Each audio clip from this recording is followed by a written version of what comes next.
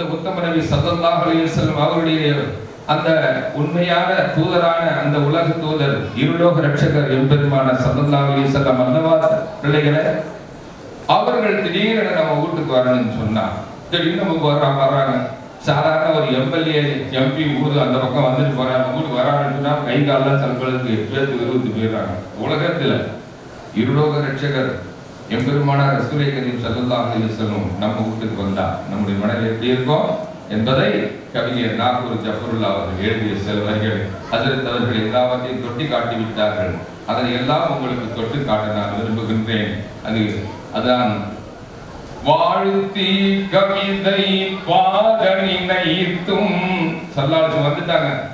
வந்து நிற்கிறாங்க, என்ன பேசுன்னு தெரியல. வாழ்த்தி கவிதை பாடனினைத்தும்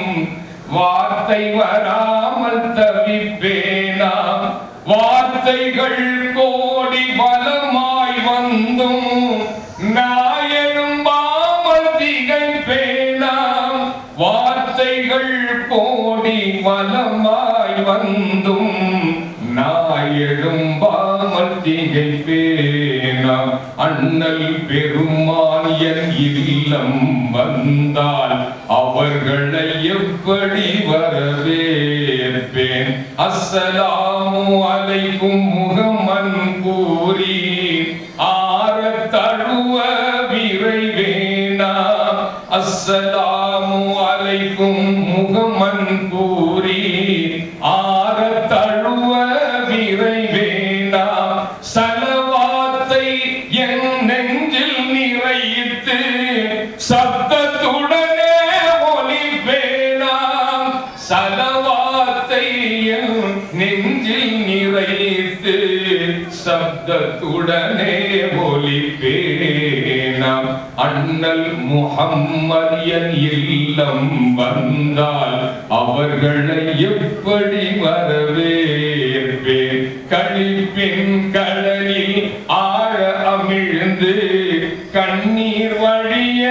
பார்ப்பேனாம், கண்களில் வெளிச்சம் அதிகமாகி காண முடியாமல் அழுவேனாம், கண்களில் வெளிச்சம் அதிகமாகி காண முடியாமல் அழுவேனாம், கற்பனையே எனக்கு இப்படியானால் காட்சியில் நடந்தால் என்னாகும், ஒன்றும் புரியவில்லை எனக்கு உணர்வும் அழியவில்லை, ஒன்றும் புரியவில்லை எனக்கு உணர்வும் அழியவில்லை, எனக்கு உணர்வும் அழிவதில்லை, ஸல்லல்லாஹு அலா முஹம்மது ஸல்லல்லாஹு அலைஹி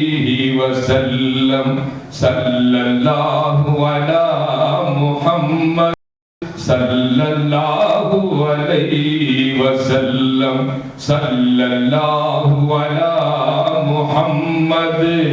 யா ரப்பி ஸல்லி அலைஹி வஸல்லம். அன்னல் பெருமானார் ஸல்லல்லாஹு அலைஹி வஸல்லம்